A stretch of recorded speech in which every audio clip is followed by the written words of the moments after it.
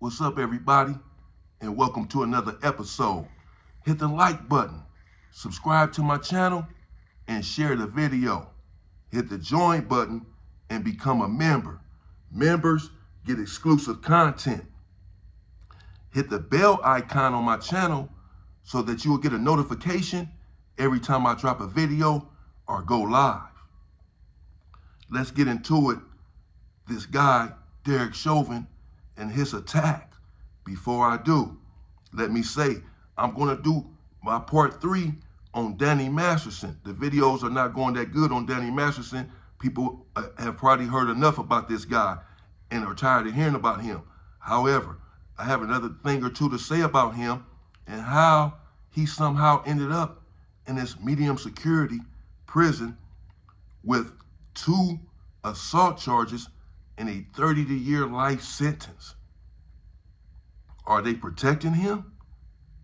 It appears to be so. I'm going to get back into that soon. Also, let me say, I'm nearly at 10,000 subscribers, and I want to thank everyone to subscribing to my channel and having faith in me, watching my content, liking my videos, and leaving a comment. Please continue to support the channel and support my mission and support the show. I hope to one day justify your faith in me. I'm working now, as I've been saying, on better equipment to bring you better quality videos and better quality content, more importantly. However, I didn't want to continue to not work on my channel and drop my content because of my lack of equipment. So I just started to get back on my channel and just start dropping my content on the phone. That's what I'm doing right now. So you guys are going to have to bear with me. Maybe sometimes even the hearing is not that good. The visual is not that good. I have no editing, etc. But I just wanted to connect with my people and drop my content. Again, thank you all. Let's get to 10,000 subscribers and continue to grow the channel. It's growing, not as fast as it could be, but I'm thankful because the channel is growing every day. I just have to do my part and drop my content. Let's get into it. The attack on Derek Chauvin. Derek Chauvin, of course, is the person who was accused and ultimately convicted of the unaliving of George Floyd, a brutal homicide caught on camera. Some people are still questioning whether or not he's actually guilty of the unaliving of George Floyd because they say George Floyd had fentanyl in his system. Really? Are we going there? It was on tape. It was on camera. We all saw that what happened, and we heard the trial play out and the cause of George Floyd's death. Nevertheless, Derek Chauvin received a 22-year sentence for the unaliving of George Floyd. He also received a separate 21-year sentence for violating the civil rights of George Floyd. These sentences were ran concurrent, simultaneously, not consecutively, meaning he does not have to serve both sentences, just one. The 22-year sentence, because that overrides the 21-year sentence. So he's there, at least at this time, in FCI, Federal Correctional Institution, in Tucson, Arizona. It's a medium security prison. Now, how Derek Chauvin is able to get fresh off the bus and go to a medium security prison is beyond me. I don't know the politics of Arizona and Arizona's prisons. I've never been there. I have my common sense, however.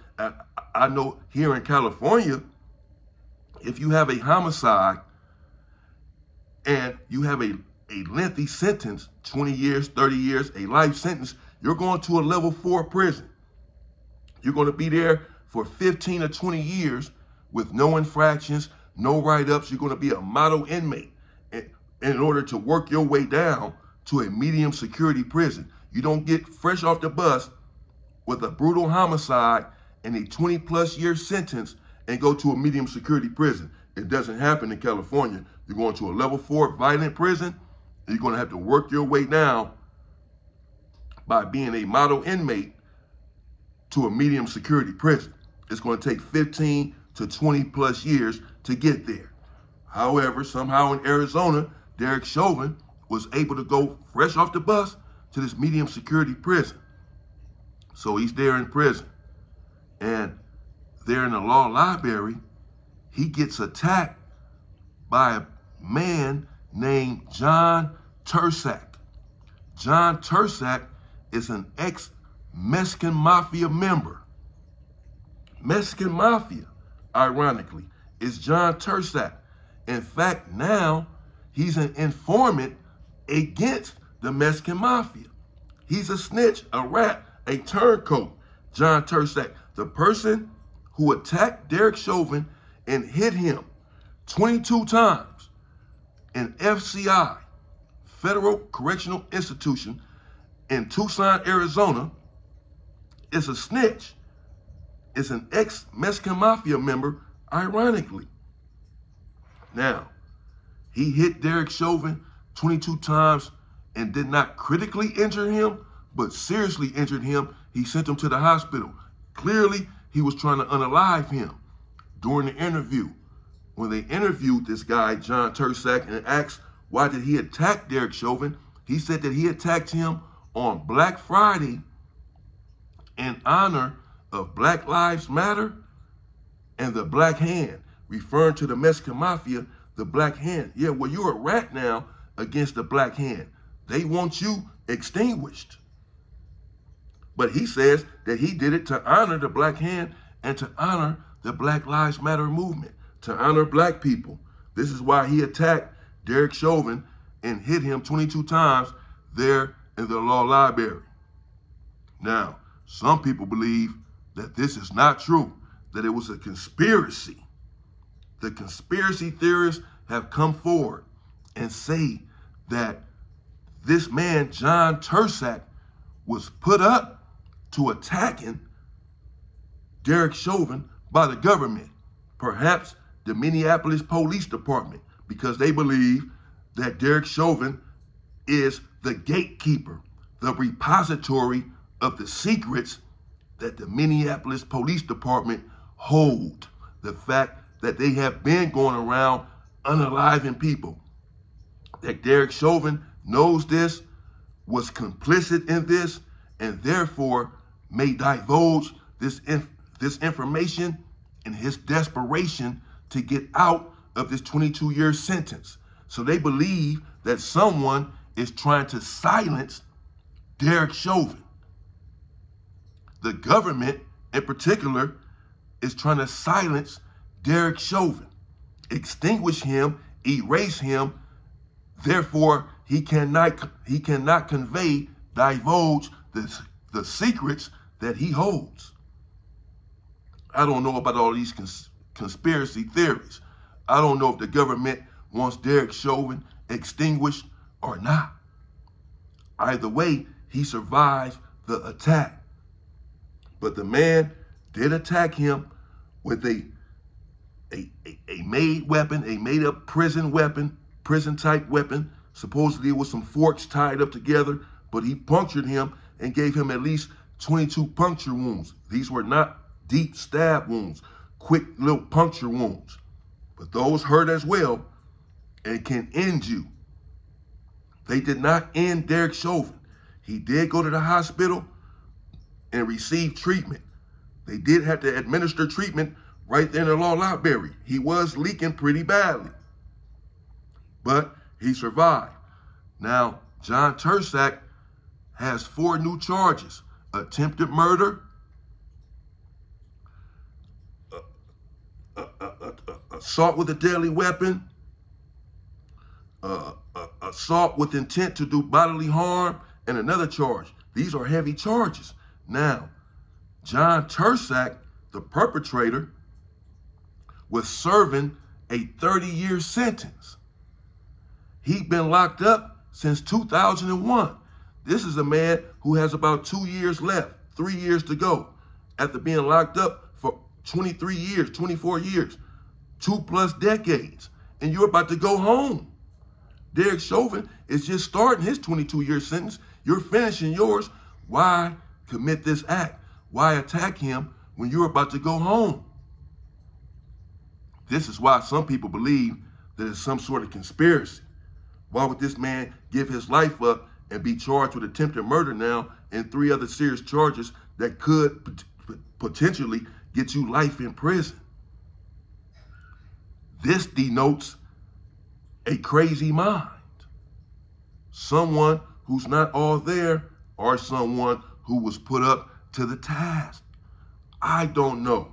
I don't like getting into all of these conspiracies. The man said that he did it in honor of Black Lives Matter and in honor of the Black Hand. I don't know how he's honoring the Black Hand when he's ratting on the Black Hand.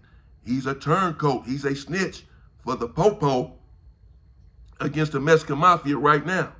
But he says that he did this in honor of the Mexican Mafia and in honor of Black people. You make your decision. You form your own opinion about what happened. I'm just bringing you the information. Derek Chauvin was indeed attacked, hit 22 times in FCI in the law library at about 12:30 in the afternoon, the day after Thanksgiving on Black Friday, by a man named John Tursak, who was clearly trying to unalive him, just didn't have a strong enough weapon, but he hit him 22 times. If it's a conspiracy, you make your own opinion. You form your own opinion about that. Is Derek Chauvin actually innocent of the unaliving of George Floyd? Hell no. But you form your own opinion. If you believe he is, then so be it. I'm not here to fight you over it. He was attacked. The man that attacked him transferred. And that was that. He survived the attack. He survived this attack. We'll see what happens the rest of his time there in prison. George Floyd didn't survive this attack, so whatever happens to Derek Chauvin, oh well, so be it, as far as I'm concerned. I'll be back with a new episode. I'm going live tonight, let's say at 7 o'clock. It's Friday right now, so Friday about 7 o'clock, I'm going live. I may talk about this guy, Danny Masterson, when I go live. Danny Masturbation. Until then, stay free, people.